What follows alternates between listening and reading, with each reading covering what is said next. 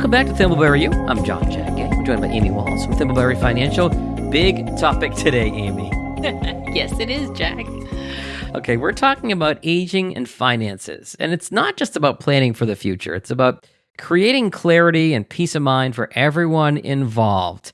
Oh, this one hits home for me. Today, we're diving into how families can have these important conversations in a way that strengthens relationships and ensures everyone is on the same page. I read that last sentence slowly and deliberately for a reason. We're going to explore what parents and adult children think the other one wants to know and how that differs from reality. And we're going to have talk about ways to have positive, productive conversations.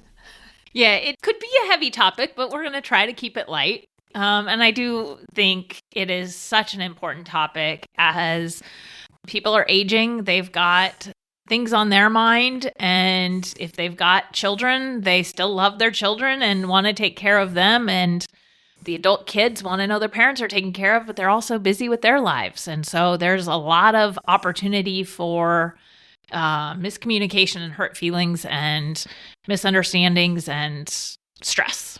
So hopefully we can help people put some of that to rest. All right, so let's start on this side of it. When parents think about talking to their adult kids about finances, what do they typically assume the kids are most curious about? I like this question, Jag. Now, obviously, my experience is based on my experience. So I don't mean to paint people with a big paintbrush and say, this is how it is. But my experience is that many aging parents believe their kids are mostly focused on their inheritance. How much am I going to get? My conversations sometimes also show that they're assuming their kids want reassurance that everything is taken care of and that they don't need to worry. Okay, now what do the adult children actually want to know? So again, experience. The adult kids, most often, what I hear, their biggest concern is logistics. Yeah. It's, are my parents financially secure? If something happens, do I know what they want done?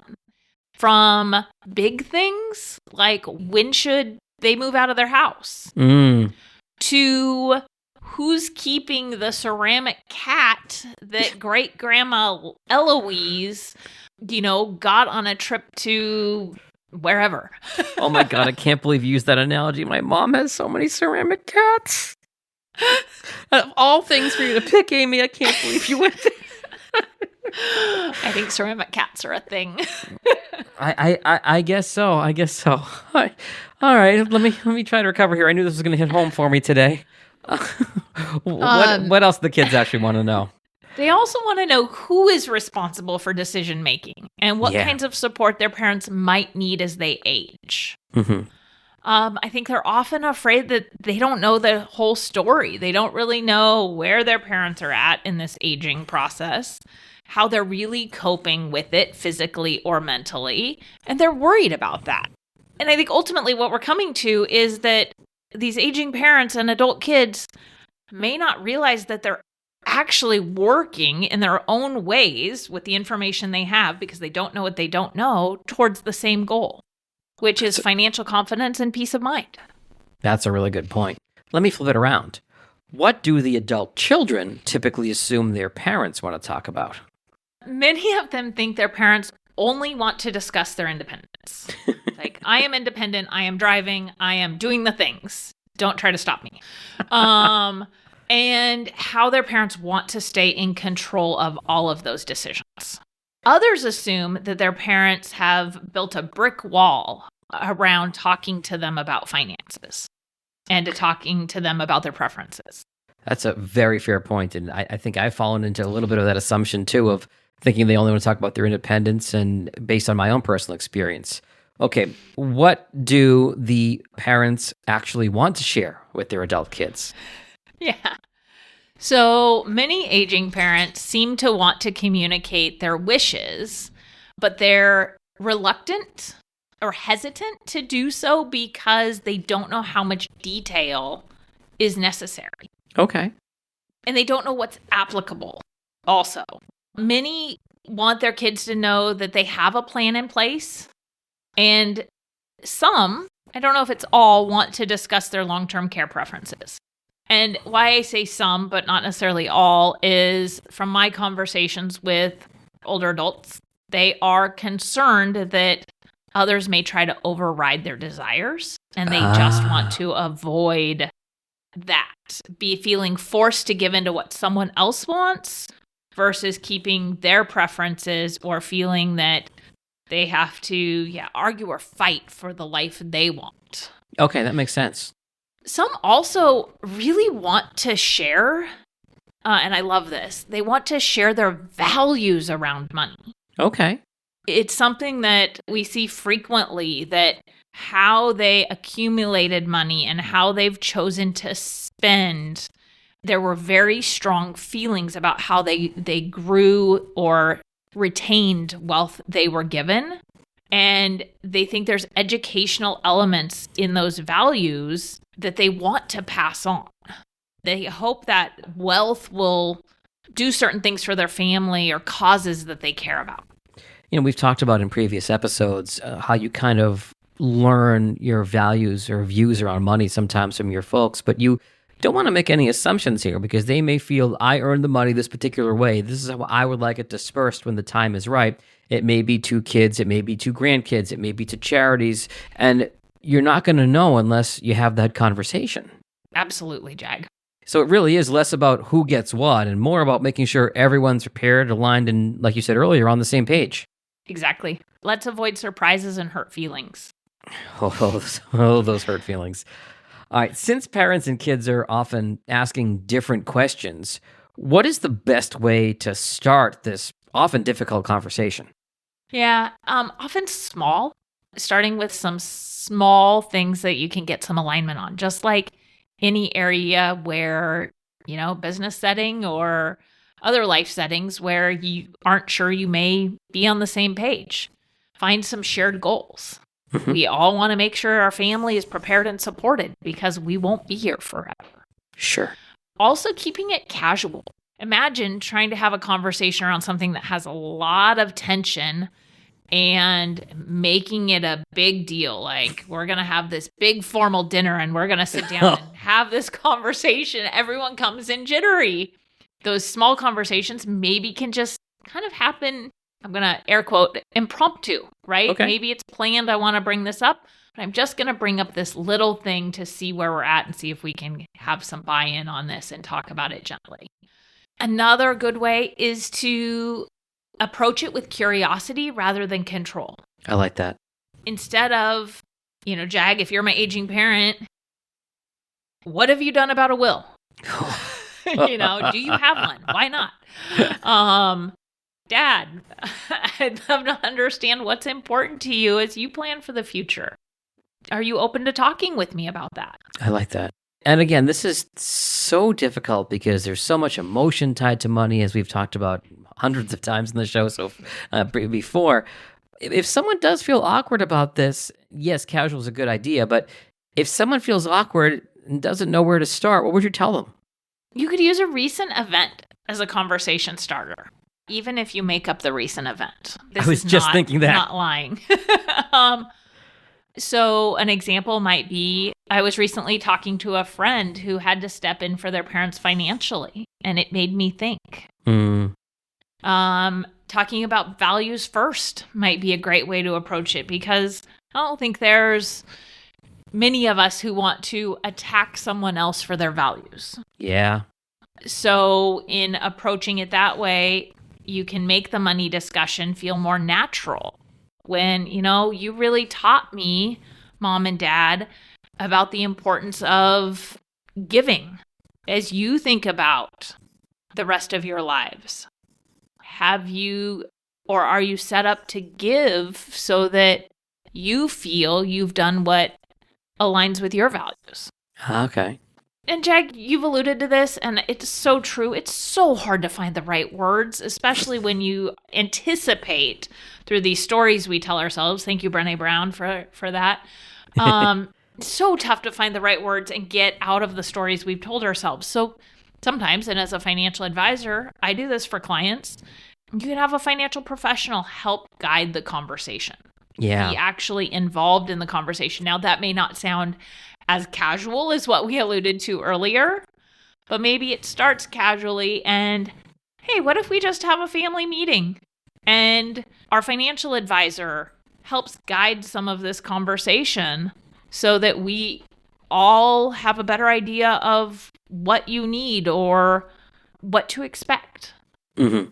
In fact, we have created a guide of questions that both sides commonly have or commonly want to know.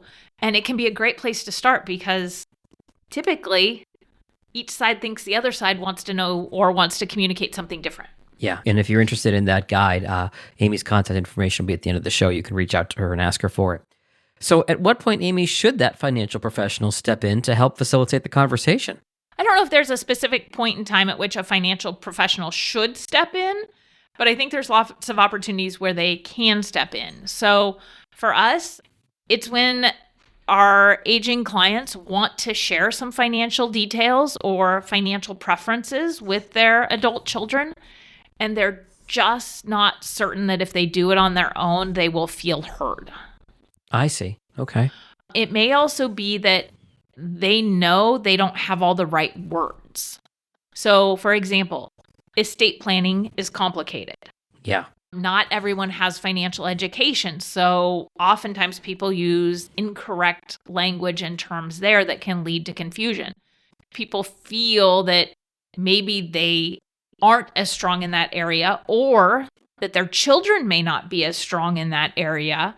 A third party may be really good because since they don't have the emotions tied, they can hear differently what each person is saying and actually hearing. I like that a lot. And see where that connects and where there's disconnect. Mm-hmm. I think also when there are just complex financial structures, that's a great time to get a financial professional involved. Complex things might be certain kinds of trusts or gifting strategies that really do warrant clarification and understanding. Absolutely. Okay, so you've kind of explained when you would want to involve that financial professional. What does a family meeting with a financial professional actually look like? It could probably look a lot of different ways. I can speak to what we do. Really, the purpose is about getting a structured, yet casual, positive space for open conversation. The goal isn't just to share numbers, but I will say that most often some amount of information is going to be shared around this is our current financial situation, because most often this is the aging parent who's saying, yep, it's time to have this conversation. And so it's about how much they're willing to get into the weeds and want to get into the weeds. Why I say that's often first, even at a high level, is to try to get the question of, are my parents even going to financially be okay, out of the way? That makes sense. Because it's hard to absorb the rest if an adult child is sitting there thinking, but are they okay? Are their assets going to last? Do I need to step in financially? Those questions keep them from hearing the rest of the conversation. Yeah. And then really, we're trying to make sure everybody leaves with more clarity and confidence and even action items as to who's helping with what, whether that's simple things like putting up Christmas lights. You know, parents don't feel like it's Christmas without the Christmas lights, and yet they don't have someone to do that, or they're not safe and they are getting up on a ladder and doing it. Oof. Where everybody says, yeah, we want Christmas to be a great experience for you, and without the Christmas lights up, it's not going to be. All right, obviously I'm picking something really simple here to something more complex, like parents, if one of you can't pay the bills and you know, your dynamic is that only one of you pays it now and the other one doesn't know how that happens. Yeah. How are we stepping in? How are we going to do that? Where are the passwords? Oh, the passwords are on a password protected computer on a password protected Excel document. Well, how are we going to get the passwords? Can we help facilitate this? How are we going to know where all of your accounts are? Yeah, I mean, that's a lot of detail, but that's the kind of thing that a lot of times people need. Yeah, because you may not necessarily know what you don't know or what you need to discuss, and having that professional to sort of guide you through that conversation can really be helpful. We should add one more thing. It's what I said earlier. Who is getting the ceramic cat from great Grandma Eloise? And If it's important to you that one of us kids keeps it, we need to know that. I brought it full circle to the ceramic cats before we wrap up. Amy, my biggest takeaway here is that these conversations, they don't have to be overwhelming or difficult. We can laugh about ceramic cats as the day is long. They really are about making sure families are prepared and that everyone feels confident moving forward, right? Absolutely. It's starting small, approaching things with curiosity, including the ceramic cats, and focusing on those shared goals. And if it feels like it's too much to tackle alone, whether you're the aging parent or you're the kid saying, I am overwhelmed, I'm frozen with fear of where my parents are at, these are conversations that your financial professional likely can help with. And having these conversations, it helps facilitate our clients so that they get the life they want, which is the whole purpose of financial planning. Absolutely. So if somebody wants to contact you and your team for help regarding these issues at Thimbleberry Financial, or even that list of questions that adult children and their parents should be asking each other, how do they best find you at Thimbleberry Financial? Yeah, they can find us online at thimbleberryfinancial.com or by giving us a call at 503-610-6510. Really important stuff, Amy, and without revealing too much about my own family dynamics, a lot of that hits home for me today. Take care. We'll talk again in a couple of weeks. Talk to you then, Jag. Securities offered through registered representatives of Cambridge Investment Research, Inc., a broker-dealer member FINRA SIPC. Advisory services through Cambridge Investment Research Advisors, Inc., a registered investment advisor. Cambridge and Thimbleberry Financial are not affiliated. Discussions in this show should not be construed as specific recommendations or investment advice. Always consult with your investment professional before making important investment decisions. Securities offered through registered representatives of Cambridge Investment Research, Inc., a broker-dealer member FINRA SIPC. Advisory services through Cambridge Investment Research Advisors, Inc., a registered investment advisor. Cambridge and Thimbleberry Financial are not affiliated.